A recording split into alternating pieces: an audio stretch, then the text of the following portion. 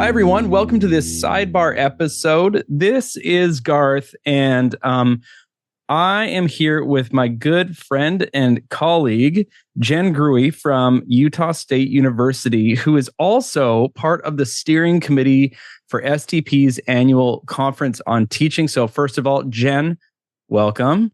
Thank you. So excited to chat with you. Yeah, well, we were talking about ACT because it's my first year in the director position. It's your second year on the committee, right? Yeah, that is correct. Yep. And then I shadowed last year. I shadowed our former director, Lindsay Maslin, just to get a lay of the land, which was really, really good. And then once I started the work, I forgot everything that she talked to me about because there's just so much. So anyway, what I have asked Jen to do today, because we just thought it would be fun to chat, is to kind of take the reins here and maybe like drive some of this conversation.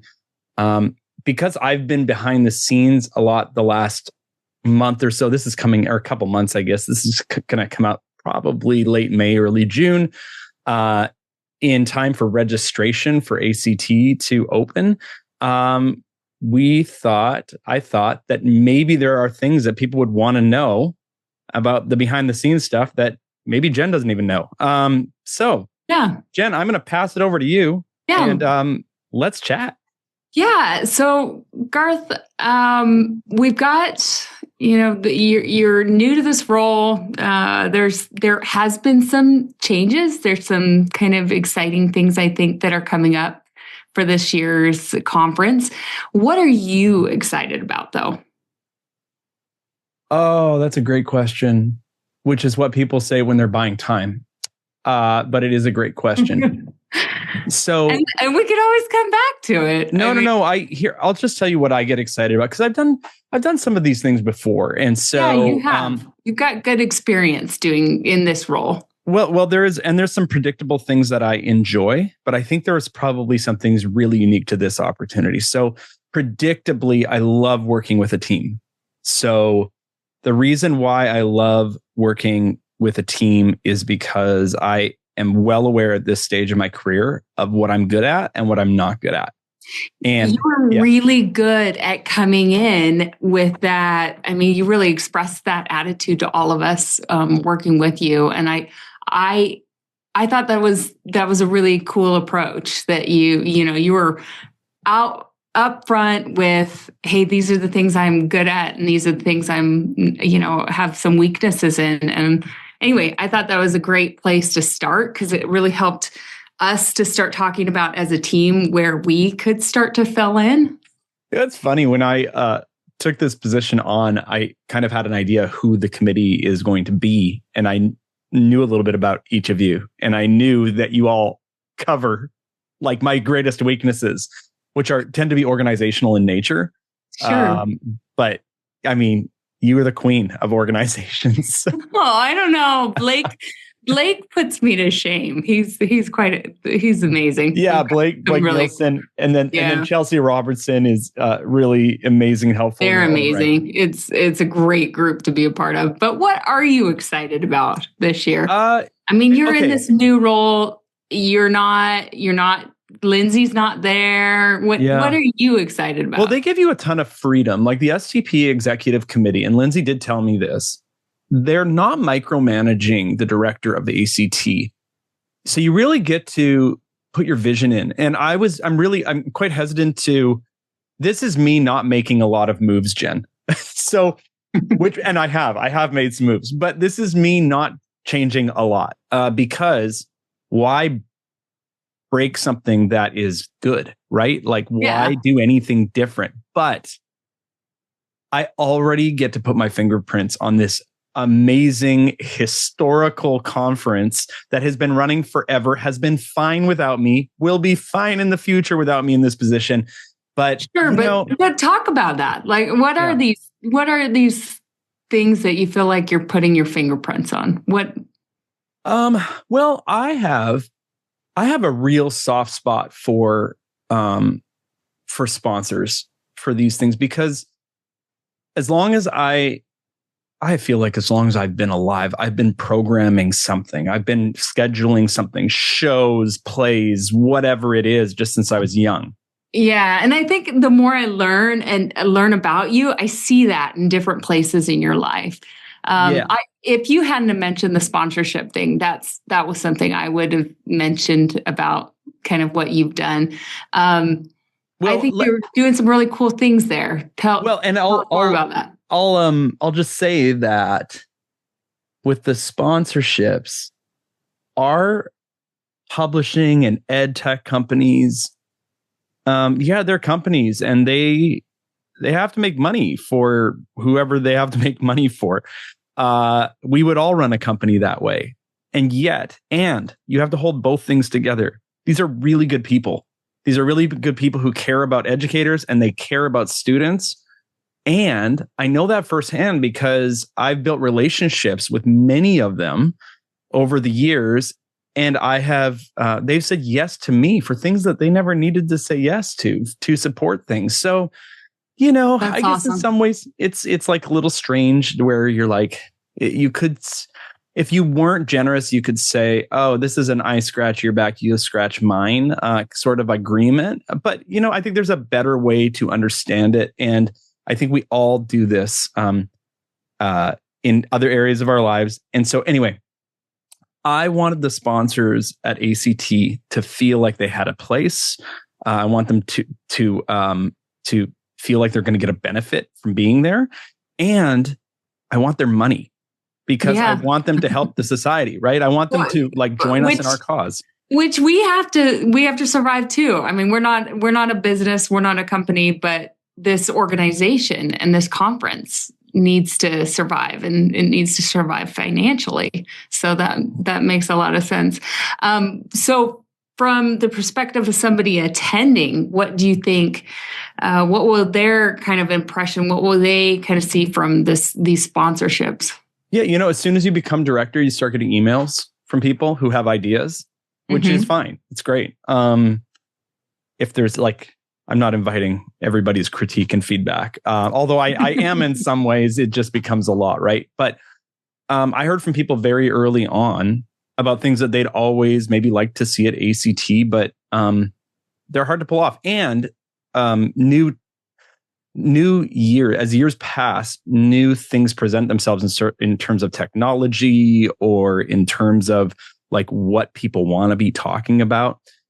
So this year, from an attendee perspective, I think that SDP is kind of coming into, I always get this right. Is it the 21st century? I guess so. I don't know. They're coming into their technologically, they're coming into their own, not only because we have tons of AI programming coming up. It was overwhelming, actually, the amount of AI stuff that got submitted. Yeah, we reviewed a lot. Yeah. But also just we're going to be on an app for the first time. And I think the app serves people really well. It's a one-stop shop for understanding what the programming is, but also how to get in contact with people, how to get their materials for presentations that they give. I think it's going to be a pretty fluid system. You lose something for sure. When you go app only, like we will, you definitely lose something. It won't work great for everyone, but I think the average attendee will have a really good time. You won't notice anything different at this year's ACT in terms of when you're on site and listening to keynotes and watching talks and reading posters. All those elements are still going to be there. That's awesome.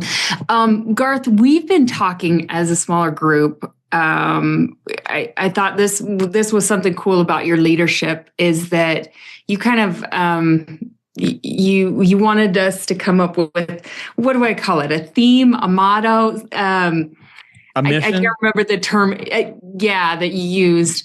But do you want to talk a little bit about that? I mean, I know about it. We've been talking about it. It's been something that we've been really thinking about in terms of, when we've been reviewing proposals. But do you want to talk about that a little bit more? Yeah. And where that came from and sure. what does it mean? To be clear, went from an evaluation perspective for proposals, we were transparent about the 3 ways that we do that. And I'm going to try to remember the categories. Jen, off the top of my head, you can help me. But one is how we gauge audience interest, and then novelty of what was submitted, and then importance of what was submitted. Yeah, you nailed it. Yeah. And then we do that. Those are blind ratings for that. So just pulling back the curtain a little bit for folks. So that's actually how we rate people. But, I have been doing all this work personally and professionally on mission, and just like having some insights in mid-career about aligning myself to activities that really fit me in my strengths, and trying to figure out like, what is my distinctiveness? What's my uniqueness compared to other people? And so that has really become part of my leadership style is, I think there's probably a lot of ways maybe people want to address their weaknesses. I don't know if they're not maladaptive, then maybe I think I'm saying I don't really want to address my weaknesses in leadership in this way. I want to double down on my strengths and bring people around me who can make up for some of my weaknesses. So with that said, ACT, before I touched ACT, I wanted to figure out what it meant to people. Like I loved that was kind of one of your first sort of leadership moves, which is interesting to me because I tend to be more of a, logistically, what's next step? What's the next thing that we need to do to move towards our goal? But I love it how you kind of zoomed it out for all of us and said, what's our mission? And had us, engage in some really thoughtful conversation about that. Well, and I wonder if, Jen, that if somebody paused right now who's been to ACT a couple of times and they just wrote out, like, what are the most like remarkable, characteristic, unique things about the annual conference on teaching? Because we all say it, like we all know there's something pretty special about it. When you compare it to whatever you're comparing it to, but I really think if somebody did that, they would come up with basically the same things that we came up with. And yet I wanted to outline that so that we had a home base to, and whatever the metaphor is, right? We set our aim for something that would keep us aligned and help us to make decisions down the road. Because you come up with like these scenarios, you come against these scenarios you would have never predicted that you would have come up against. And then if you have a good I think that's in teaching, we deal with that. And that's something kind of unique to this profession, And that's exactly right. And so what do you do? What do you do in those teaching situations? Not what do you do generically, like every teacher who's listening right now, when things go off the rail. Like I went into a class this week and all the power went off. It was daytime, so we had windows and we had lots of sunlight, but all the power went off. I had prepped my class. And so like, what do you do when the power goes off? That's an interesting question. Like I would love to do like workshop that with people where you take 5 minutes and you put the scenario in and you just see everybody's uniqueness. Anyway, but to your question, because I've lost where I am, but the uniqueness about ACT, I think, is something about relationships, something about authenticity, something about generativity and helping one another. So this is what we came up with. And this is unofficial. This is not ACT's outward facing mission. This is our internal. I mean, that's where it started, but that's right. I think it's helpful to share that with people. Yeah. So we said that it is, and you didn't prep me for this, so I had to pull it up while we were talking. But which is a problem. I should have it memorized by now. But it's all right. You're in charge. You got a lot of moving things going on right now. So it's a place of belonging where educators nurture one another to success, personally, professionally, and for class on Monday. So I'll say that. Yeah, and class on Monday. Talk about that. Yeah. I remember our conversations where that came about, but that was something that was really, I think everybody within the group really cleaved onto. That we want things that people can use. Yeah. Interestingly, I'm going to come back to your question, but interestingly, the proposals we got for the first year, we're tagging proposals and people get to choose their tags for what they think is most relevant. I thought we would have got more for Class on Monday tags this year than we did. And so that's something interesting to think about. And like, if this is a goal for us to create more practical sessions and ideas and posters or whatever that work for people on Monday, simple, quick ideas, maybe not even quick, but ideas that people can implement into their teaching. It'll be interesting to see how we make that number grow next year, if we do. But it all resonated with us because we realized really that we all likely came into this community looking for help because not many of us are trained to teach. Yeah, I think that's very true. I mean, I think a lot of times people in this profession get kind of thrown into the fire and they have to figure it out as they go. And so sometimes that can be, which I actually like to spin it a little bit differently, that we're a group of innovators. We're a group of people that have, creative ideas and creative solutions because we get put in these situations where, we may not be entirely prepared for what's coming at us, but we problem solve it. We figure it out. And that's, I don't know, maybe that's a little too simplistic to like generalize that to this whole group of people, but that's just something I've kind of seen. Well, and then it's modeled for you, right? And so you see people who are innovative and who can solve problems, especially when you're in early career. I mean, I was an awful teacher, I feel like, in early career. I felt like I've just hit my stride in the last few years. And yeah, which is I'm funny. right there with you. I would hate to have been a fly on the wall back when I first started teaching. I'm sure it was terrible. Yeah, well, and for me, yeah, whatever. That's a session for my therapist, right? But like, I think like whose needs were was I trying to meet back then? And so those are interesting kinds of questions. But we want to appeal to a wide variety of people, but we really want to help other people at ACT. Like, there is a very generative spirit, whatever, at ACT. And this is where we change the wording from something else to this place of belonging. So we want people to belong. And I was horrified to talk to somebody who said to me that they think they came to ACT once and they found that they felt like they didn't belong. And so I'm like, oh my gosh, we need to assess this stuff, make sure that people do feel like they belong. But it's where people belong, and educators nurture one another. And we have such a generous community, even in terms of sharing like resources, things you've worked on, not saying this is proprietary, this is mine, but giving them away for free. That's just who we are. And so anyway, all to say, I wanted to outline this because I needed to know what I was working with. And sometimes the way I see things is not the way everybody else sees things. And so the more people we can talk to, we had a small sample size, right? We had four of us who were kind of putting this together. But, sure. I want to work on behalf of the identity and mission of this organization, or this subset of STP being ACT. Yeah, I love that. You mentioned this sense of belonging. And for me, I know when I first kind of got introduced to the, people that come to ACT and, our STP group, I really felt a sense of belonging from the very beginning. That was something that drew me in and just made me feel like I found my people.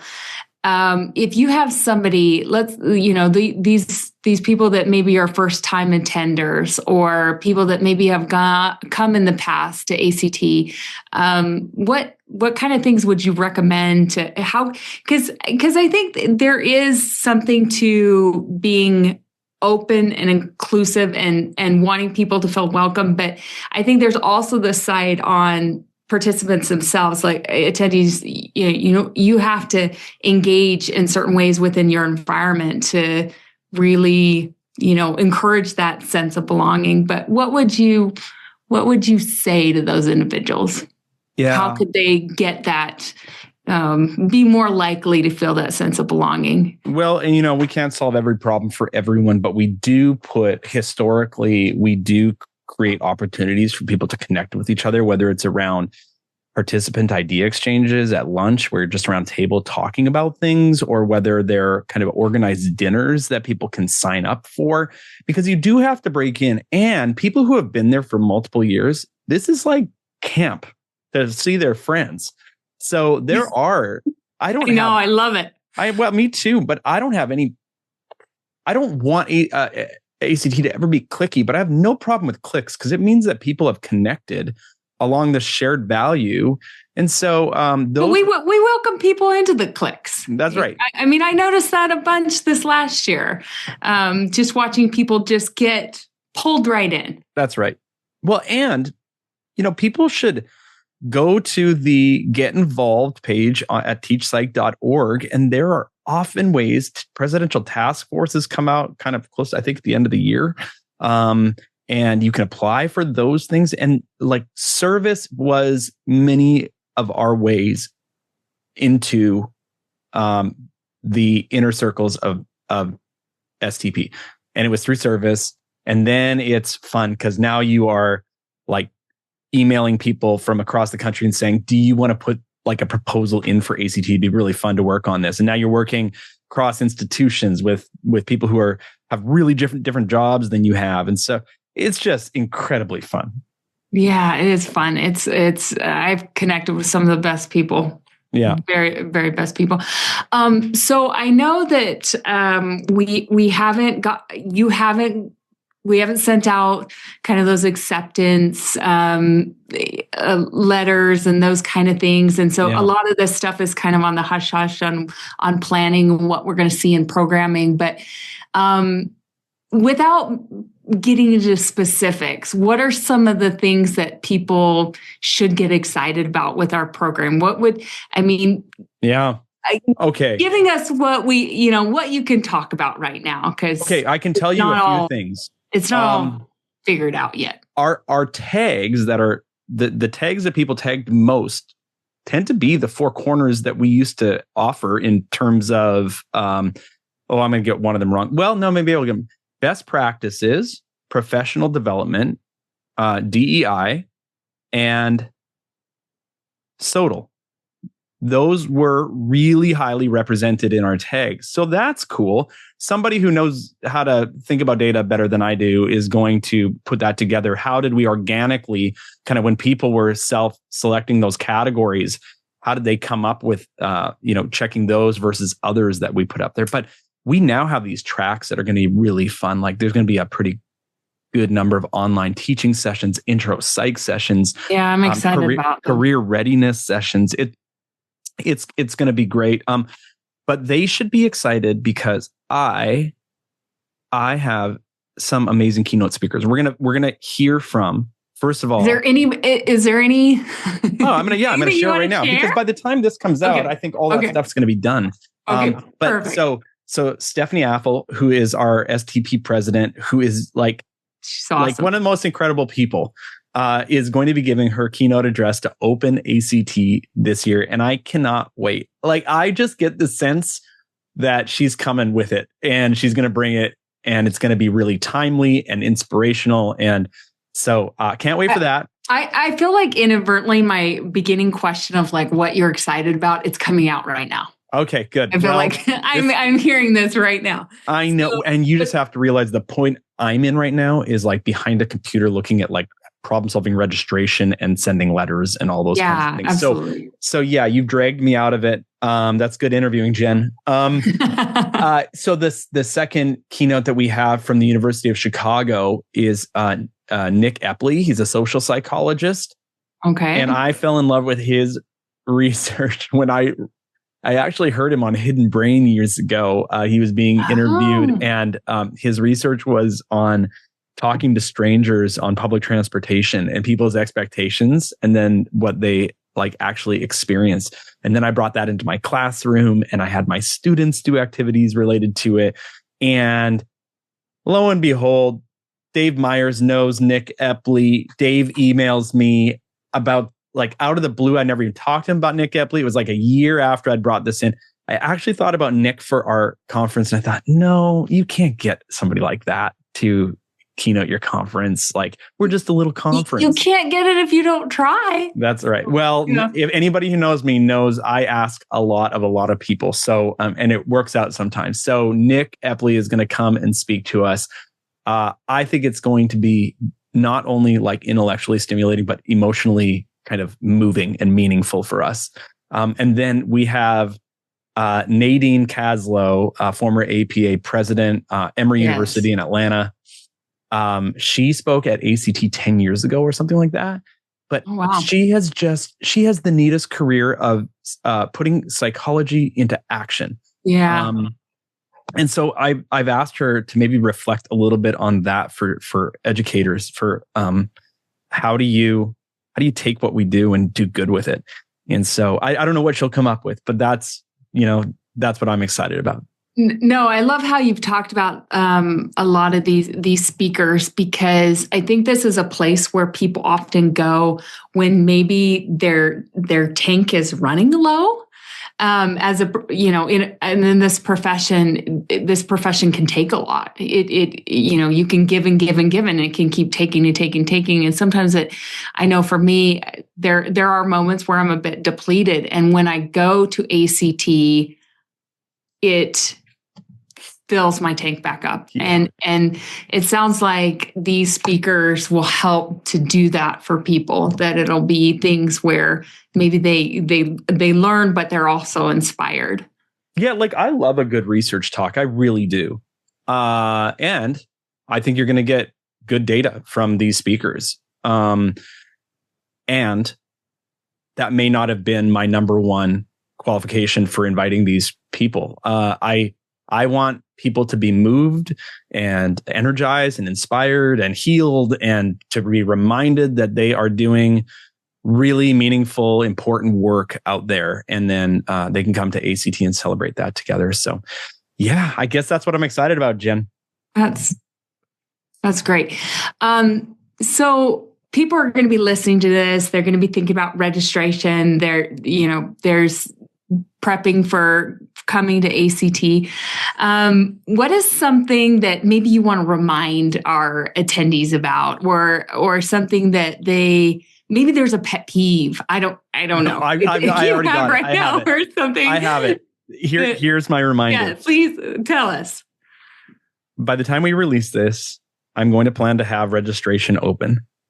Don't forget to register, because it really sucks to show up. I've done it, to show up on site at a conference and think that you registered and you didn't register, and think that you have a hotel room and you didn't have a hotel room. And by the way, somebody gave me a hint recently and they said, just book the hotel room.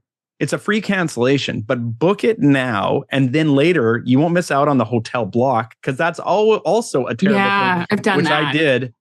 Which I did this year for Psych 1 at Duke, upcoming. I wanted this certain hotel. I left it too long, and then that hotel block was gone. So then I was in this other hotel block, which was fine. But, I guess like just don't put it off. We are expecting big numbers this year based on what I think we were over in every category. Yeah. Didn't we have, did we have the highest amount of submissions ever? Well, I know we were at 100. We looked at numbers. 130% by number of submissions compared to last year. And which is, who knows? That's exciting.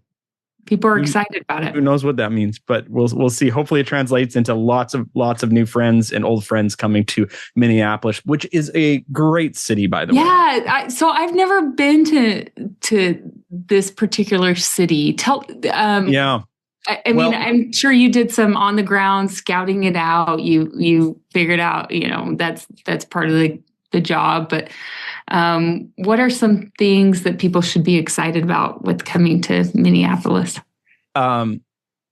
Well, You'll see if you go into our registration page that I put up some pictures, one of which I took of 2 awesome murals of Bob Dylan and Prince. And so that gets me really excited to be in the same city where these amazing creators came from. I think actually teaching a lot about creativity. A music scene there? There's a music scene? I'm sure there is. It's a cool city. It reminds me of the city I grew up in Canada, in Saskatoon, because it's on a big river. So it's beautiful. We're really close to, you can just go to the river and walk. It has all the major sports teams. So I'm excited that the NHL might be started by then, hockey. And what else would be going? Basketball might be started up by then. If the Twins went real far, they could be in playoffs in baseball. There is just a really neat city. People should check it out. Oh, and they have skyways everywhere because it's so darn cold there in winter. And so all of the downtown is connected by skyways, sky bridges. Really? And there's like maps of them that you can walk through. Hopefully we won't need to do that because it's, October and not, December, but sure. Yeah. Yeah. I'm usually most excited. I mean, all of that sounds amazing. But the food, like I love food. I love so. Hopefully there's some. I'm sure I did find a steak. I found a steakhouse when I was there that had happy hour, and they had like $1 or $2 oysters. If that gets anybody excited, I know where that is. So. They were good. I think I was by myself, and I think I ate a dozen by myself. Wow. Yeah. I had my first oyster this last year with, some friends, STP friends. So yeah, that sounds amazing. I love it. So Garth, I'm kind of watching our time and just, is there anything that you want to talk about that we haven't gotten a chance to kind of dig into? I know that we could talk for hours on this conference. It's going to be incredible. It's going to be amazing. Well, if anybody has made it this far, then they are really committed to ACT. I don't think I have anything else to share, but I want to thank you for kind of following up in our conversation where we just, thought maybe people would want to hear what's going on. I'm not sure if this is interesting to people. Maybe it is, but really, truly, they get a bit of let's try this again. They get